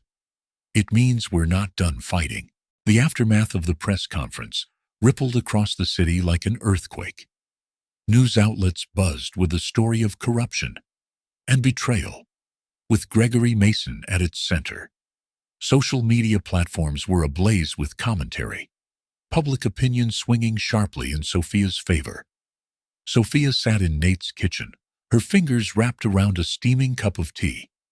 She scrolled through her phone, reading messages of support from strangers and heartfelt notes from former friends who had abandoned her during her lowest moments. "They're finally seeing the truth," she said softly, glancing at Nate. He leaned against the counter, his face thoughtful but proud. "They are. And they're seeing you for who you really are," he replied. But even amidst the positive attention, threats continued to loom. Gregory Mason might have been cornered, but the network he was part of was far from dismantled. Both Nate and Sophia knew this was only the beginning. The public's newfound admiration for Sophia thrust her into an unexpected spotlight. Invitations to speak at events and requests for interviews poured in. At first, the attention overwhelmed her, but Nate encouraged her to use her voice. "You've got a chance to change the narrative, not just for yourself, but for others who've been through the same," he said. Sophia agreed to speak at a charity gala for at-risk youth, hosted by Vanessa's organization. The event marked a turning point for her, allowing her to share her father's legacy and her journey from despair to redemption. "My father believed in people," she told the audience, her voice steady but filled with emotion. "And now, I want to carry that belief forward, not just for him, but for every person who's ever felt invisible." The room erupted into applause, and Nate's heart swelled with pride as he watched her shine.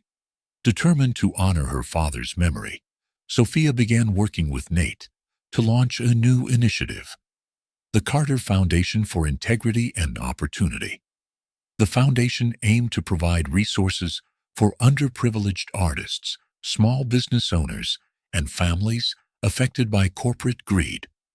Sophia threw herself into the project, meeting with potential donors, reviewing proposals, and sketching out ideas for community art programs. The work gave her a renewed sense of purpose, even as she continued to navigate the emotional toll of her past. Nate supported her every step of the way, leveraging his connections and resources to ensure the foundation's success. The project brought them closer, their shared vision strengthening their bond. Not everyone was ready to celebrate Sophia's triumph. Rebecca Hastings, Nate's business partner, had remained wary of Sophia from the beginning. With the scandal drawing so much attention to their company, Rebecca's frustration boiled over during a board meeting. "This isn't just about you anymore, Nate," Rebecca snapped, slamming a folder onto the table. "Your personal crusade is dragging us all down." Nate's jaw tightened. "This personal crusade is about doing what's right. If that's a problem for you, Rebecca, maybe you're in the wrong room." The boardroom fell silent, tension thick in the air. While some members nodded in agreement with Nate, others exchanged nervous glances, wary of the risks his decisions posed. Despite the overwhelming evidence against him, Gregory Mason refused to go down quietly. His legal team filed countersuits against Sophia, accusing her of defamation and attempting to manipulate public opinion for personal gain. "You'd think he'd crawl under a rock by now," Vanessa muttered during a strategy meeting at Nate's office. Lila Monroe, ever the realist, shook her head. "Men like him don't disappear without a fight. He's counting on us to fold." But Sophia refused to be intimidated. With Nate, Lila, and Franklin Hayes by her side, she prepared to face the legal battle head-on. The Carter Foundation's launch was delayed as resources and attention shifted to the courtrooms. Now, the trial was a media circus. Reporters camped outside the courthouse, and every word of testimony dissected online. Gregory Mason's lawyers painted him as a victim of a smear campaign, orchestrated by Sophia and Nate, while their team meticulously laid out the evidence of his crimes. Sophia took the stand, her voice unwavering, as she recounted the events that led to her father's demise and the years she spent struggling to survive. The courtroom hung on her every word, her strength and vulnerability capturing the hearts of everyone watching. When Franklin Hayes testified, his detailed account of Gregory's corruption left little room for doubt. The final nail in the coffin came when another whistleblower stepped forward, corroborating Franklin's story and adding new evidence to the case. The jury's verdict was unanimous. Gregory Mason was found guilty of fraud, embezzlement, and conspiracy. He was sentenced to a lengthy prison term, his reputation irreparably shattered. The courtroom erupted into applause as the judge delivered the sentence. Sophia exhaled a shaky breath, tears streaming down her face as Nate squeezed her hand. "It's over," she whispered, the weight of years of pain and injustice finally lifting. "Not over," Nate corrected gently. "Just the beginning." With the legal battle behind them, Sophia and Nate refocused their efforts on the Carter Foundation. The victory brought renewed interest in their cause, with donors and partners eager to support their mission. Sophia, now a public figure, embraced her role as a leader and advocate. She traveled to schools, community centers, and conferences, sharing her story and inspiring others to fight for justice. One day, as she addressed a group of young artists at a workshop, she saw herself in their eager, uncertain faces. "Your art matters," she told them. "Your voice matters. Never let anyone take that away from you." As Sophia and Nate celebrated their successes at the Foundation's gala, Nate's phone buzzed with an unknown number. He stepped away to answer, his expression darkening as he listened. When he returned to Sophia, she immediately noticed his unease. "What's wrong?" she asked. Nate hesitated before replying. "It's about Mason. He's not the only one we need to worry about." The aftermath of Gregory Mason's trial left Sophia and Nate emotionally and physically drained. The courtroom battles, media scrutiny, and endless meetings with lawyers had taken their toll. Seeking solace, Nate suggested a getaway to a small coastal town, a few hours outside San Francisco. Sophia hesitated at first. "We've just launched the foundation. We can't just leave." "The foundation will be fine for a few days," Nate insisted, his tone soft but firm. "You need this. We need this."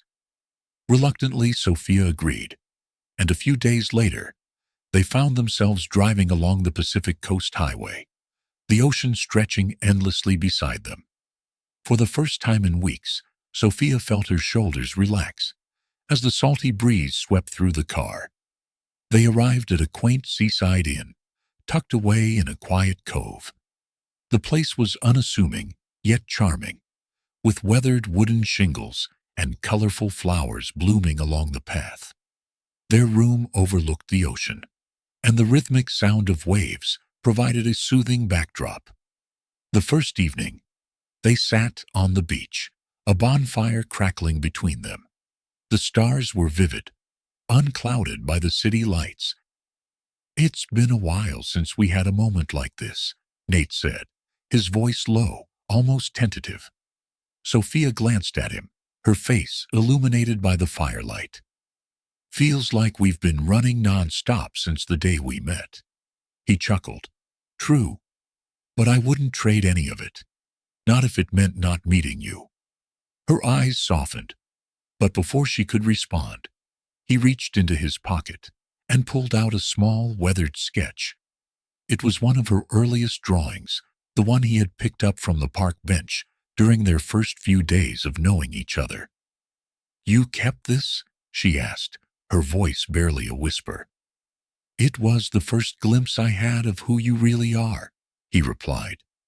It reminded me there's beauty in the chaos, and you're the most beautiful part of it. As the fire crackled, Nate knelt before Sophia, holding her hand. Her breath hitched as she realized what was happening. Sophia Carter, you've shown me a world I never knew I needed. A world of depth, compassion, and purpose. You've challenged me, inspired me, and made me better in every way. I don't want to face another day without you by my side. Will you marry me? Tears streamed down Sophia's cheeks as she nodded. Yes, Nate. 1,000 times. Yes. He slipped a simple yet elegant ring onto her finger, the firelight reflecting off its delicate design. The moment was perfect in its simplicity, just the two of them, the ocean and the stars. When they returned to San Francisco, the news of their engagement spread quickly. The media, always eager for a new angle, shifted focus to their love story. Headlines like, "From Park Bench to Penthouse, a modern fairy tale," dominated the internet. Rebecca Hastings, however, was less than thrilled. She cornered Nate during a board meeting, her tone dripping with skepticism. Marriage? Really? Don't you think this is a little rushed? Nate's gaze was unwavering. Rebecca, if you can't support my personal life, that's fine, but my commitment to this company remains as strong as ever. Rebecca huffed, but didn't push further, though her lingering disapproval was evident. Amidst the wedding preparations, Sophia received an unexpected phone call. It was her estranged brother, Andrew, who had avoided her since their father's downfall. He congratulated her on the engagement, but there was hesitation in his voice. I'd like to talk, he said, face to face. Sophia agreed, though trepidation weighed on her. They met at a small cafe, where Andrew looked older, wearier than she remembered. He apologized for abandoning her, explaining how he had struggled with his own guilt and shame. I want to make things right, Soph, he said earnestly. I don't expect forgiveness, but I want to try. Sophia, though guarded, agreed to give him a chance. She shared the encounter with Nate later that evening. Do you think people can really change? She asked. I think you've shown the world that it's possible, he replied, taking her hand. Why not give him the chance to prove himself? The couple decided on an intimate ceremony at the Carter Foundation's flagship center. The venue held deep meaning for both of them, symbolizing their shared journey and commitment to giving back.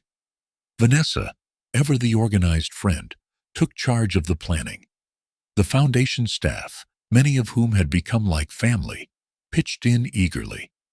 The courtyard was transformed into a magical space, with fairy lights, cascading flowers, and a simple wooden arch overlooking the city skyline. Sophia's dress was a sleek, timeless design, chosen with the help of her friend Lila. When Nate saw her walking down the aisle, his breath caught. She looked radiant, her smile filled with a mixture of joy and disbelief. The vows were heartfelt and intimate, reflecting the trials and triumphs they had shared. Sophia, Nate began, his voice steady but emotional. You've taught me what it means to truly live. You've shown me that love isn't just about grand gestures, but about the quiet moments, the ones where we find strength in each other. I promise to stand by you, to fight for you, and to love you for the rest of my life."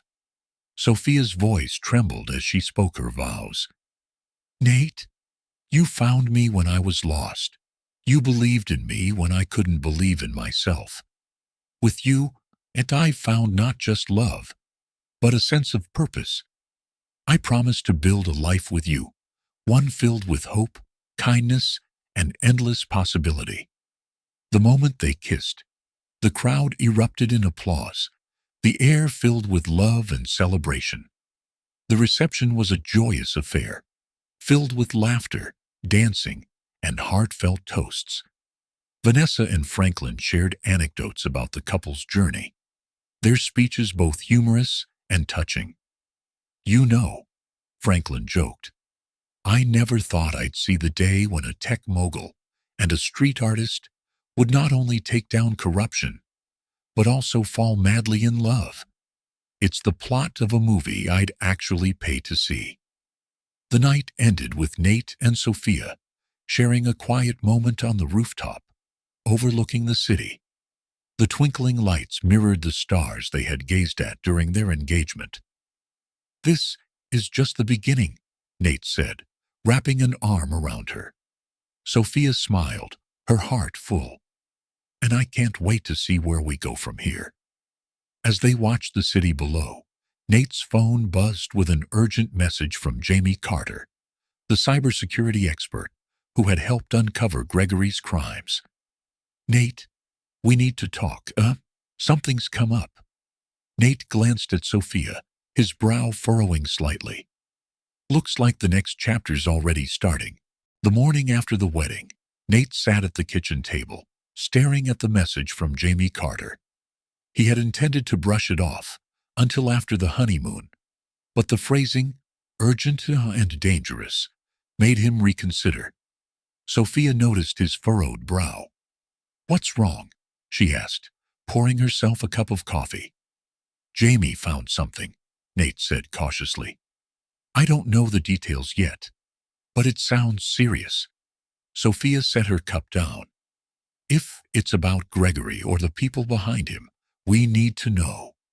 Nate hesitated, not wanting to disrupt their newfound happiness, but the determined look in Sophia's eyes convinced him otherwise. He called Jamie, who wasted no time getting to the point. "Nate, it's worse than we thought," Jamie said over the phone. "Gregory wasn't acting alone. There's a deeper network, money laundering, political bribery, even human trafficking. And they're aware you've been digging."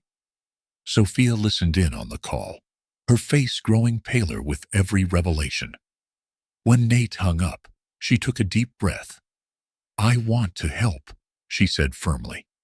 "No," Nate replied immediately. "This is dangerous. You've already been through enough." "And so have you," she countered. "But we didn't come this far just to walk away when things get tough." Their conversation ended in a tense silence. That evening, Sophia reflected on the person she had become. She was no longer the scared, defeated woman Nate had met on that park bench.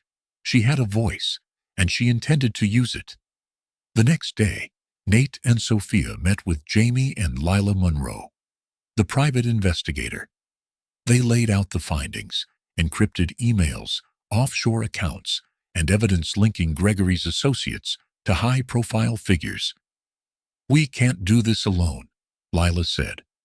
"We'll need legal and media support." Sophia suggested reaching out to Franklin Hayes, the whistleblower who had testified in Gregory's trial. Reluctantly, he agreed to help, knowing the stakes were higher than ever. To counter potential threats, Nate hired additional security, including a former FBI agent, Mark Rivera, to oversee their safety.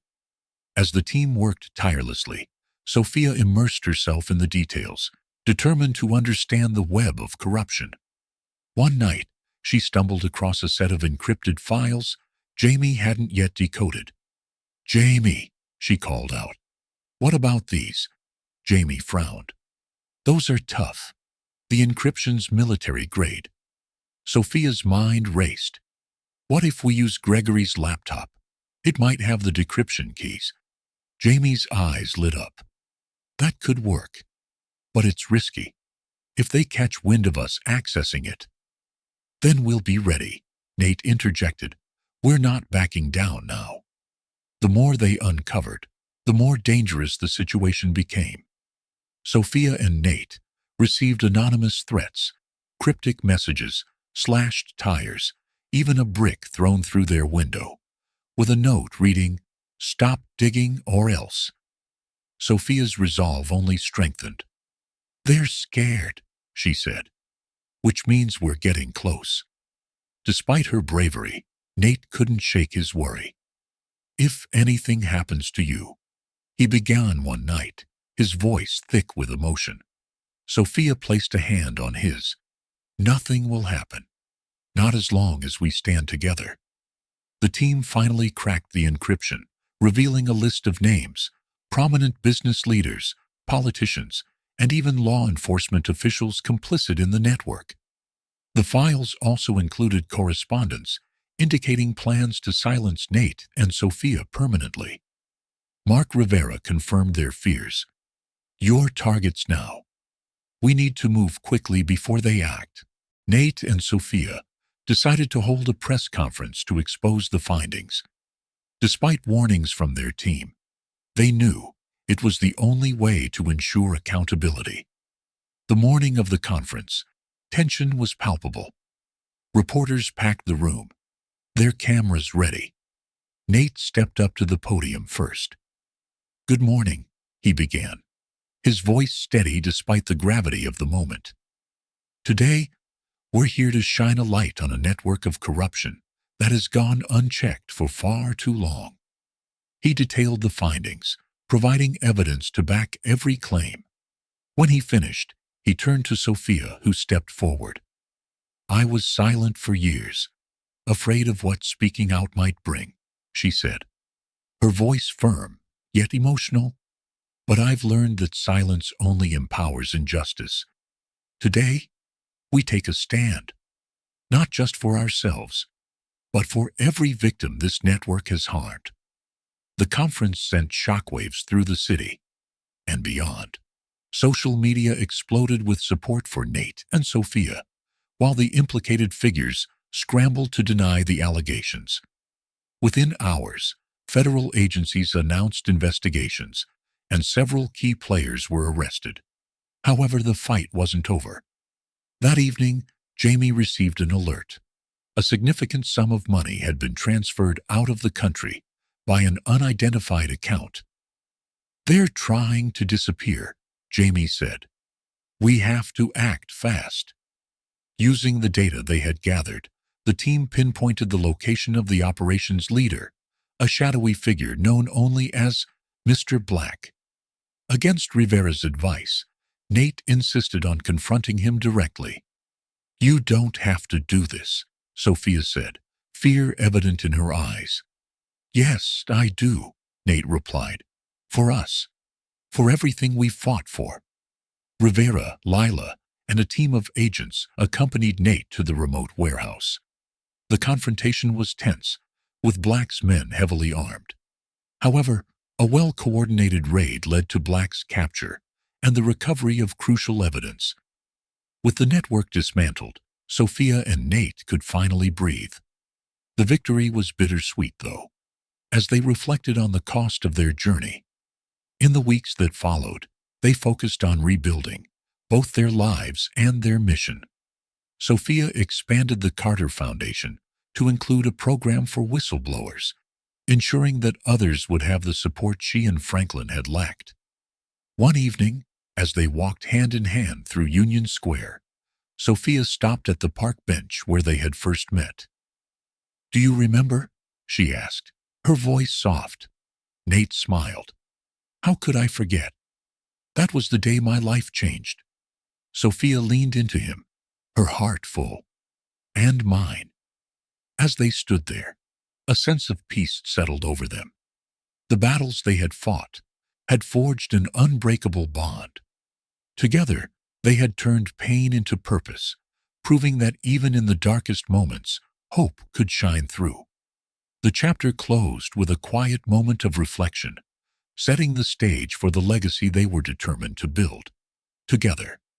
As the sun sets on Sophia and Nate's incredible journey, we're reminded of the resilience of the human spirit and the power of standing together against impossible odds.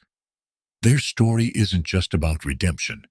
It's about hope, love, and the belief that even in the darkest moments, there's a light worth fighting for. What part of their journey resonated most with you? Was it Sophia's courage to reclaim her life, or Nate's unwavering determination to protect the one he loves? Maybe it's the reminder that one act of kindness can change everything. Share your thoughts in the comments. We'd love to hear what moved you. If this story inspired you, don't forget to hit subscribe and turn on notifications. This is just the beginning. Join us for more stories of triumph, love, and the incredible strength of the human heart. Let's keep the conversation going and keep believing in second chances. Until next time, stay inspired, love,